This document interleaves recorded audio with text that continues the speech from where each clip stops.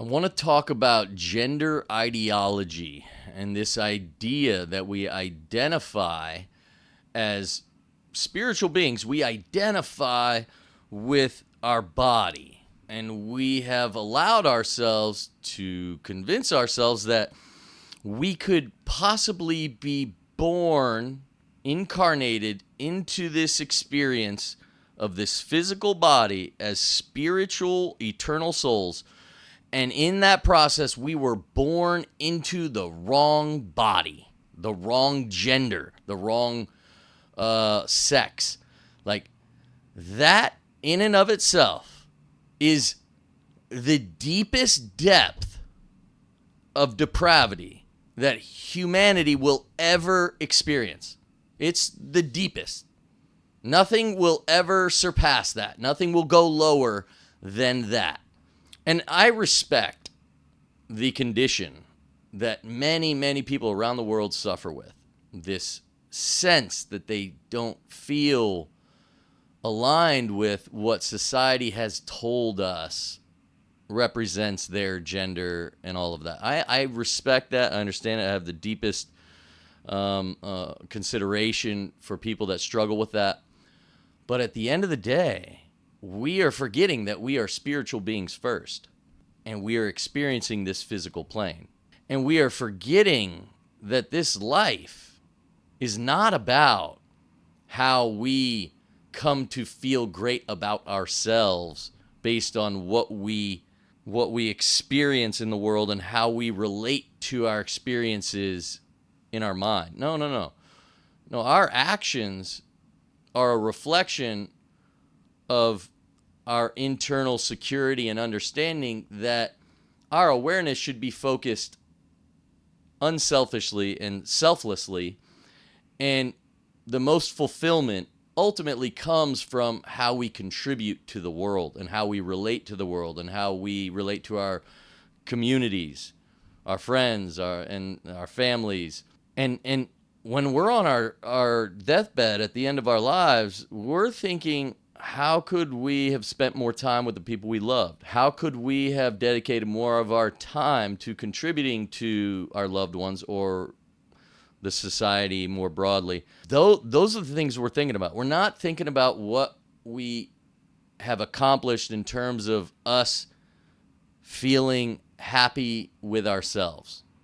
The relationship to ourself is not what matters, because our relationship to other people is how we develop an understanding of ourselves through what we've been able to contribute, which is why development of oneself, mentally, physically, emotionally, it's important, because that's how we end up contributing. But what's not important is focusing on our gender and living in this fear and insecurity and anxiety and convincing ourselves that maybe we were just born into the wrong body, because what we're doing is we're eliminating the ultimate truth that all of this is spiritual before it's physical. It's mind over matter when you're dealing with the planes of existence. The spiritual realm precedes our experience here, and all of the near-death experiences prove this. Just go to social media, type in NDE account, and watch the hundreds upon hundreds, ultimately millions of near-death experiences that testify to this actual nature of reality and our relationship to it.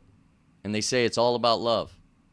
How did you love others? Not how did you love yourself. Not what did you do for yourself. Not how did you make yourself feel good in doing what you felt you yourself needed. It's not about that. It's all about how you made other people feel. They have these life reviews where they go through all of their experiences in life. And they come to understand this life is very simple. And they're no longer afraid of death. And now their focus is external.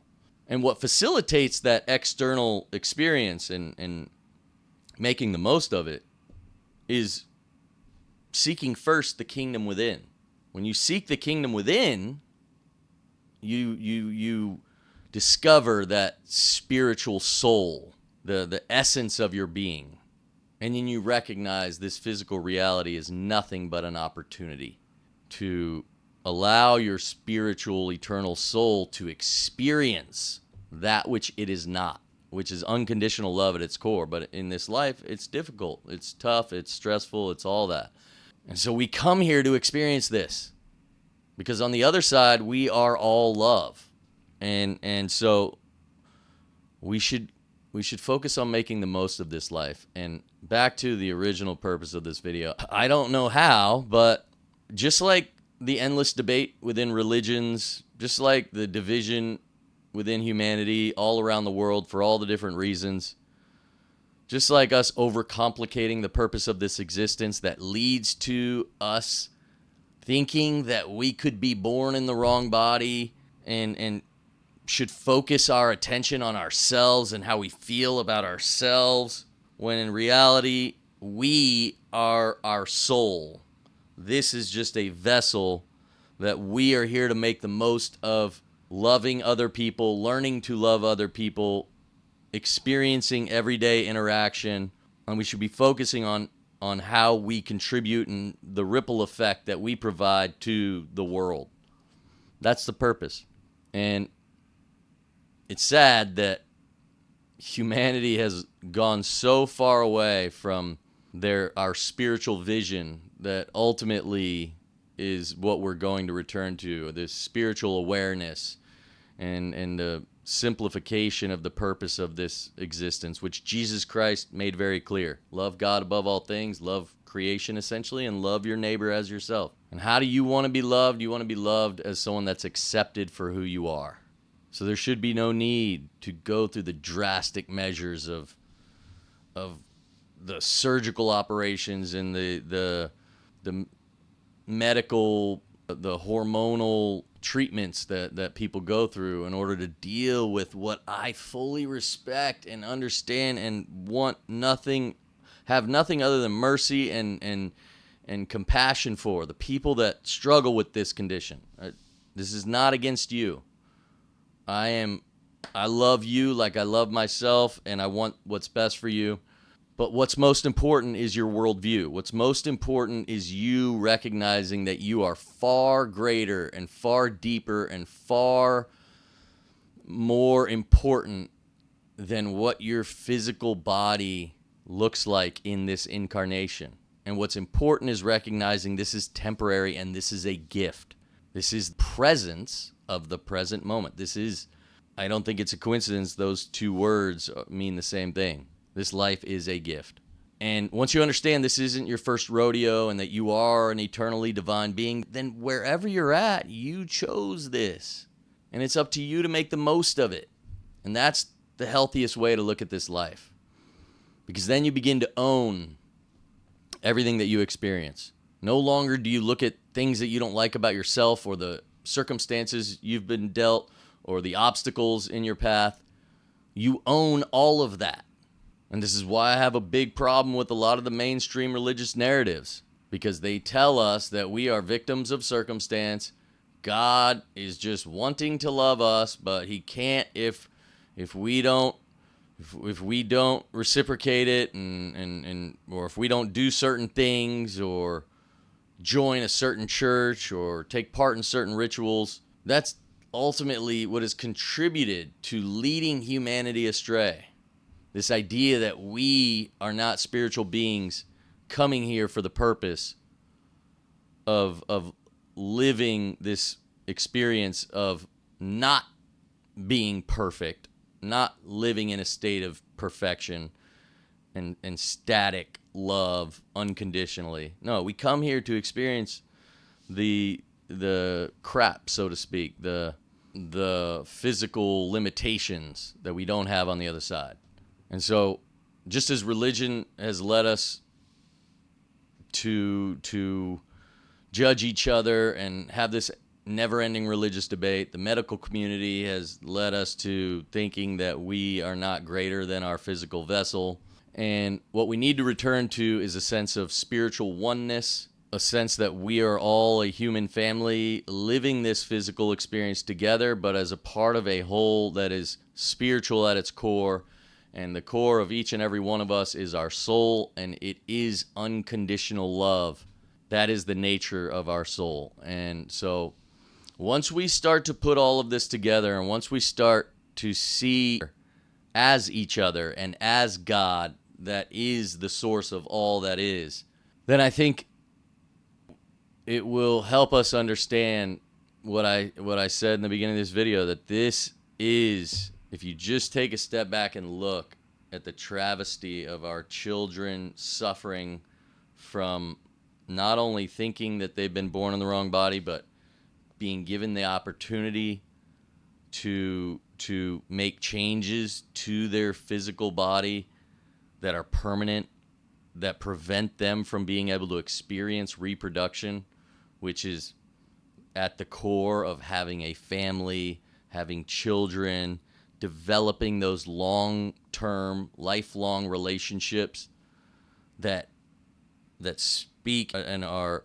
at their core a bond between you and other human beings that cannot be broken spiritually, emotionally, mentally. Like, it's the most powerful thing, the most powerful gift we've been given. And yet we're allowing our children to question if their physical body and their relationship to it means that they should do something to their physical body that robs them of that gift. There is nothing worse than that. There can be nothing worse than our children robbing themselves of the most fulfilling aspects of this experience. Period. There's no way around it. So all of this debate on gender, all of it, if it leads to this, which it has unfortunately led to this, it is philosophically flawed, it is spiritually flawed, it is flawed altogether. What people that struggle with this condition deserve is love and support in order to help them realize how much bigger they are than this physical material body that we are in temporarily for a blink of an eye existence as it pertains to the nature of eternal existence and reality. And so it's sad to see everything that we've seen, but we're at a turning point. Shout out to Charlie Kirk for that term, turning point. We are at a turning point, and humanity is waking up, and ultimately humanity will unite, and we will unite in principles and awareness. We will unite in our relationship to each other through the law of oneness and love, the highest frequencies, or the highest vibration and frequency. But the scientific community is supporting our understanding of it by measuring these things. We understand that love and oneness sits atop that hierarchy, and we are now coming around to it. We are uniting, and this is where the world is going, and that's what the Raise Our Awareness Revolution, humanity's roar, that's what this stands for. It stands for a revolution based in humanity and the simple fundamental principles of life, liberty, and all the virtues and all the fundamental principles of this reality that we all know are ideal and best for us to focus on and align ourselves with. It baffles me that we've had to get to this point in order to just return to such simple aspects of this reality. But it is what it is, and I think we're all waking up more and more by the day, and so I look forward to working with all of you. This is humanity's roar, the Raise Our Awareness Revolution. I'm Da Vinci the Truth. I love all of y'all. God bless.